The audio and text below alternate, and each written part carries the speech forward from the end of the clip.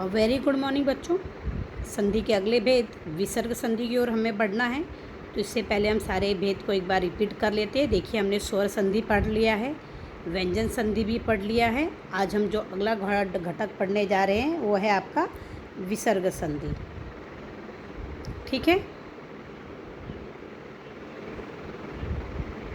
चलिए देखते हैं विसर्ग संधि के बारे में।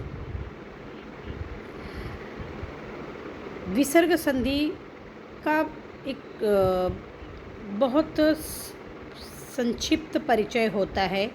उसमें विसर्ग बिंदी होता है बच्चों। बस विसर्ग संधि की पहचान यही होती है, बड़ी आसान तरीके से। विसर्ग जब परिवर्तित होता है तो अलग अलग रूप ले लेता है। कहीं वो ओ का रूप लेता है, कहीं र का, कहीं श का, कहीं स, लोप और यथावत। कहीं ये विसर्ग लुप्त भी हो जाता है और कहीं कहीं वो जैसे का तैसे ही रहता है। तो आइए चलिए विसर्ग संधि के हम नियमों को एक बार देख लेते हैं। पहला नियम है, यदि विसर्ग से पहले अ है और विसर्ग के बाद भी अ है, या फिर किसी वर्ग का तीसरा, चौथा, पांचवा वर्ण है, या य, र, ल, व, ह में से कुछ है, तो इस स्थिति में विसर्ग ओ का रूप ले लेता है। जैसे यहाँ देखो, रजह धन गुण,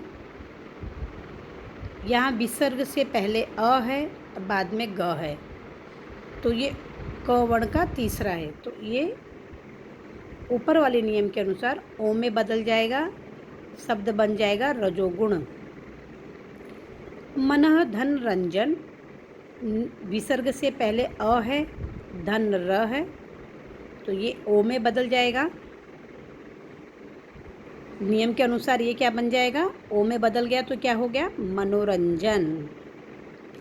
नियमों को बहुत अच्छी तरह से याद करना है बच्चों। इसी प्रकार मनोहर का देखिए, मनः धन हार, अधोगति का अधः धन गति, तपोबल का तपह धन बल, यश धन दा का यशोदा। समझ में आएगा। उसी तरह फिर से एक बार देख लीजिए। अगला नंद जो दूसरा नियम है, जहाँ विसर्ग र में बदल जाता है। जब विसर्ग से पहले अ, आ से अलग कोई स्वर हो और विसर्ग के बाद स्वर या फिर वर्ग के तीसरे, चौथे, पांचवें वर्ण, जैसे य, र, ल, व हो, तो विसर्ग आधे र में बदल जाता है। जैसे निह धन आधार, यहाँ इस विसर्ग से पहले ई है और आ है, तो ये र में बदल गया। न, ई, र, आ, निराधार। सभी को समझ में आ रहा है। तुह धन लब, यहाँ विसर्ग से पहले ऊ है, यह जो कि अ, आ के अलावा कोई स्वर है, उसके बाद ल है, तो विसर्ग आधे र में बदल गया, दुर्लभ शब्द बन गया। र के बाद लब ल है, जो कि एक व्यंजन है, जो कि अपने बाद वाले अक्षर पे चला गया, वर्ण पे चला गया। अगला उदाहरण देख लीजिए, नियम देख लीजिए।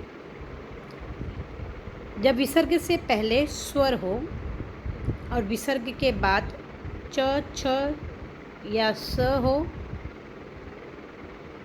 तो हलंत वाला श में बदल जाता है। जैसे निह धन छल, विसर्ग से पहले ई है और विसर्ग के बाद छ है, तो विसर्ग स में बदल गया, निश्चल। दुह धन शासन, तो विसर्ग से के पहले ऊ है और फिर स है, श में बदल गया और बन गया दुशासन। अगला नियम देखिए, जब विसर्ग के बाद त या स आता है तो विसर्ग स में बदल जाता है, वाले दंत मतलब हलंत वाला। इसके उदाहरण देखते हैं। निधन तेज, यहाँ विसर्ग के बाद त है। ऊपर के नियम के अनुसार विसर्ग किस में बदल गया? स में, जैसे निस्तेज। निधन संतान, विसर्ग के बाद स है तो ये स में बदल गया, ये निसंतान।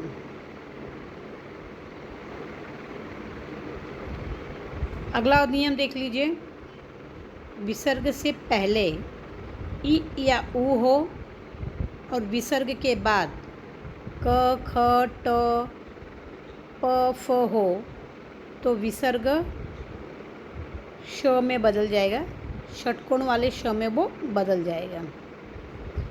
जैसे दुह प्लस कर, यहाँ विसर्ग से पहले ऊ है और उसके बाद क है तो ये षटकोण वाला श बन गया, दुष्कर्म।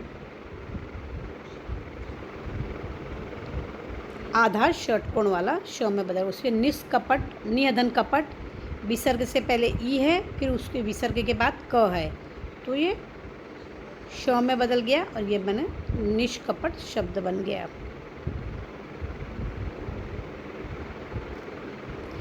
अब अगले नियम की तरफ चलते हैं। जहाँ विसर्ग से पहले स्वर हो और विसर्ग के बाद र हो तो विसर्ग लुप्त हो जाता है, मतलब विसर्ग गायब हो जाता है, हट जाता है। और उससे पहले का स्वर वो दीर्घ हो जाता है यदि वो हर्ष है तो। जैसे निधन रस, यहाँ विसर्ग के बाद र है, ऐसे में विसर्ग हट गया, नीरस शब्द बन गया, यानी छोटी ई की मात्रा बड़ी ई में बदल गई।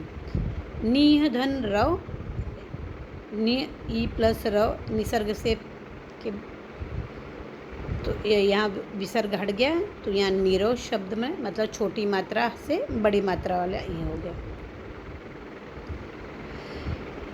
यदि विसर्ग के पहले अ हो और विसर्ग के बाद क च ट त प हो तो विसर्ग में कोई परिवर्तन नहीं होता, विसर्ग वैसा ही रहता है।